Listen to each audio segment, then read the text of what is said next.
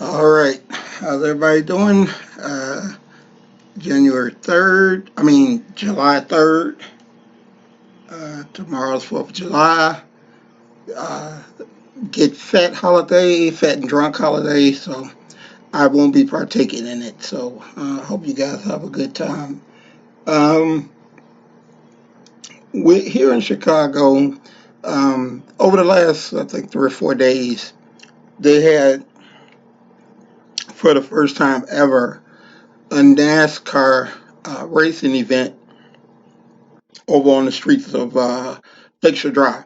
Uh, the, th- the thing that made it a mess is every street in the world was blocked off. And in Chicago, downtown Lakeshore, blocking them roads off is a mess. And we had to go down there Thursday for some matters that she had to take care of. And trying to get back home it was the worst thing I've ever experienced before in my life. Um, but I heard it's over, and you know, uh, glad for that. But was glad to see that they were able to, I guess, negotiate and get NASCAR here, which is good for the city. Um, but it's a headache for the people that live here. Um, so glad it's over. What I wanted to discuss in this podcast today, the title of the podcast is "What is Pro Figure?" Okay, Pro Figure is a division that Chie competes in. She has a show taking place 2 weeks from this Thursday. It's a really big deal, and I wanted to try to discuss the differences and in different things, organization categories, difficulties, things like that, because I get so many people. It's just enormous. People will come up to me, "Hey, do you know my friend? He competes." Okay.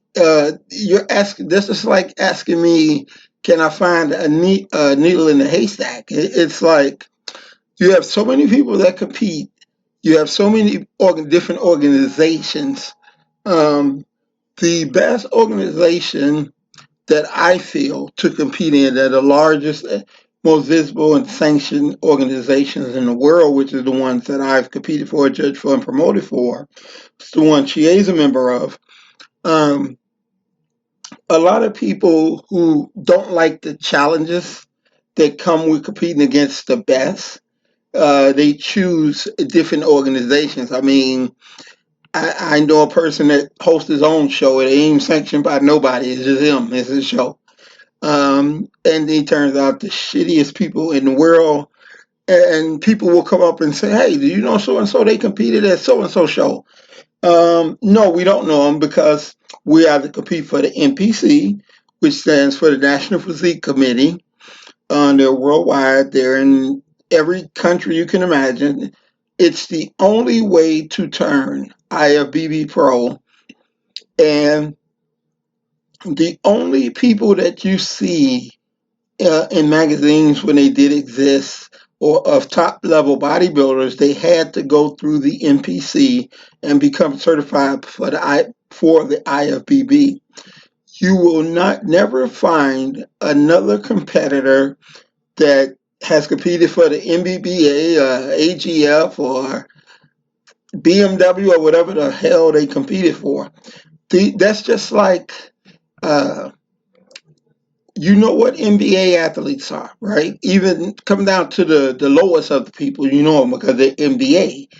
So if someone come up to you and say, "Hey, do you know my cousin? He's professional basketball." Well, to play overseas in Europe is considered being a professional. It's just not a professional in the NBA. So you ask his name and they give you some name, you be like, "No, I never heard of him." Usually they're playing for a lesser organization. It's not the same. The quality of athletes are not the same. You will not find the same athletes in the NBA that you will in the CBA. You will not find the same athletes in the NFL as you will in the XFL. It's just two different levels. The ones that can't make the big time, they go to the lesser organizations and they play their careers there. So a lot of times when people say, I know my girlfriend, a cousin, somebody compete, chances are they're competing in a lesser organization. A lot of people are afraid to compete in the NPC and they're afraid to compete in the IFBB, because those are organizations that are very difficult, very talented, very hard to make. So you get a lot of people, they choose to compete in another organization because it's easier. I know a few people that are professional. I know a professional Mr. Natural Olympia. I know a professional Mr. USA. You would think these guys and these titles mean a lot, but they're nobody. You've never heard of them because they don't get the recognition that the better organizations get.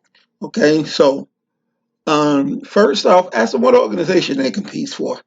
When you're asking them, I'm hoping I can educate somebody real quick here instead of explaining every single thing. So when they tell you they compete, ask them what organization, what class do you compete in. There's 5, 6 different classes for men, 5 or 6 different classes for women. Women have female bodybuilding, they have physique, they have figure, they have, which is what Chie competes in, they have bikini, and they have fitness, where it's more like a fitness routine. So to ask uh, um, different organizations, different categories, that all makes a difference. So please stop coming up saying, "Oh, my boy, he competes." You should. Do you know who he is? No. um, I'll try to explain and make it simple to where people can get it. I'm not going over everything. Um, Chie competes in figure, and she's a professional. How do you become a professional? Just like in anything, like take school for example. You have to win at every level in order to earn the right to become a professional. You have novice, which is beginners. You have state. You have uh, national. You have regional, which is winners from different states. Like you might have all the winners from the Midwest competing in one show. So you may have Miss Kentucky, Miss Arizona, Miss California, Miss Carolina. They're competing in one show. Okay, that's what a regional is. And then you can go on to the international and the national level if you win there. Chances are, if you don't win there, there's no sense that you going to upper level because you're going to get your ass kicked. So, for a long time, TA competed in the Arnold Classic, which is an international show. So, which they're a lot harder because instead of Miss Iowa or Miss Illinois or Miss Indiana, you go up against Miss Russia or Miss Greenland or Miss China, or you have they're representing countries, not states. It's a lot more competitive. It's a lot more money involved. And figure bodybuilding, female bodybuilding is what most people don't. They know, oh, I don't look like her. She look like a man. It's very muscular, and that's why it lost a lot of the appeal that they had. Figure is still, you need to have muscle, but you can't have too much muscle. You need to be hard, but you can't be too hard. You need to be lean, but you can't be too lean. So it's a great balancing act. It's a it's a category where you must maintain your femininity. That's why when you see female bodybuilders, they look like dudes by the face because all the things that they may be taking or dieting or whatever. I don't particularly, I would not particularly date a female bodybuilder, but I do have a lot of respect for them because I know what they go through to get ready to compete. So I do respect them a lot. Figure, they're muscular in their diet and they lift weights and they train hard and they go, but they still look feminine. They still look like a female. Most people that really want a look would prefer figure over anything. It's a hot category and it's very difficult to compete in it. Um, so please stop coming up to me or telling people, yeah, GA competes as a bodybuilder. No, GA competes as a figure competitor. And she is a professional. Okay, she's won every level to achieve her professional status, meaning she's won novice, state, regional, two regionals. She's competed internationally. She's placed second probably 3 or 4 times, and then she won a national event, the North American Championship 2 years ago. She actually won that, and that's how she obtained her professional status. Um, the likelihood of people obtaining professional status is minute, very minute. You got a better chance at becoming, you got a better chance of a black guy becoming Grand Wizard in the KKK than you have of obtaining a pro card from the IFBB. If you had 1,000 competitors, maybe you get one that may stay in it long enough and endure to win as many shows as she did and to also achieve professional status. So people look and they ask me or they ask GA and they think it's a compliment. To me, it's an insult. To her, it's an insult. To bring up your, I've seen pictures of people who bring up their front. I'm like, dude, please. Um, we compete at the highest level there. The only higher level than this is Miss Olympia, which is the best show in the world. And we're hoping to win this competition in 2 weeks and qualify for that competition. You have to win the only way you get to the Olympia level is to win a show. You have to qualify. You have to win a professional show. Most people, I know competitors that they left and went to other states to compete because it was easier than competing through their home state. But yet they've never took it this far because if you're running from competition, if you don't want to play, if you're a basketball player in college and you don't want to play against the best players, you're not gonna make it in the NBA. I can tell you that right now. So we strive and fight to get the respect that we deserve and earned because it's been a long 20 plus year tough long ass road to get there. So to compare who we are or what we do to people who have not put in the work or put in the effort or achieved the status is a insult. So I'm only making this message because I'm tired of people insulting us. Okay, we have worked our ass off for a very long time to get to the highest level that we can get to, and we've achieved that, and we're still achieving that. So chances are your girlfriend or your auntie or whoever, they're not on GA's level. If they were professional, I know them. Okay, because they're far and few between. So a professional from Illinois, that you would definitely know who they are. Um, so before you even ask me, I could tell you I don't know them because if I did, if they were on that level, they'd be of that status, and they're not. So hopefully, some people learn from this and they can look at a show and if you read, dumbass, read, it'll tell you if it's figure, if it's bodybuilding, if it's bikini.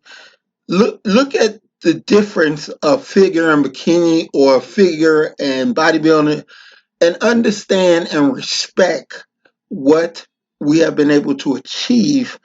And quit saying, oh, she's a bodybuilder. She's not. Okay. My auntie look like that. She don't. Okay. Um, read the books. Look at the stuff. See what category it is. And it'll tell you IFBB, which is International Federation of Bodybuilding, which is the largest organization in the world. It'll say IFBB Figure Pro. Okay, they tell you she's a professional figure in the IFBB. If you see this NFAA shit or this, that, whatever, don't just look at they compete. Look at the organization, look at the category, look at the status that they have, because they will tell you when they when they give you the information. People are confused because they don't look and read. It'll tell you, and then you'll know, and then you don't have to look stupid by asking a stupid ass question. All right, so that's my topic of the day. 2 more weeks to the show.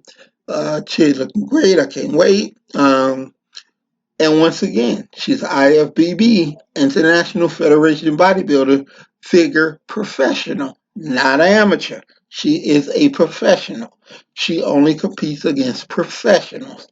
Um, if I'm competing, I compete in the NPC. I have won state titles. So don't tell me your cousin looked like this in high school because he didn't. You know, he was not a state overall winner caliber of person in high school. If he was, I would know him. Great people, bodybuilders, men, women, whoever, they don't just up and disappear. You know who they are. You've heard of them if they're retired. You know who they are. You know their record. So let's just start calling it like it is instead of just making fools out of ourselves. This shit is ridiculous. So until next week, this is your man Sir-Earl checking out of here. Uh, Peace.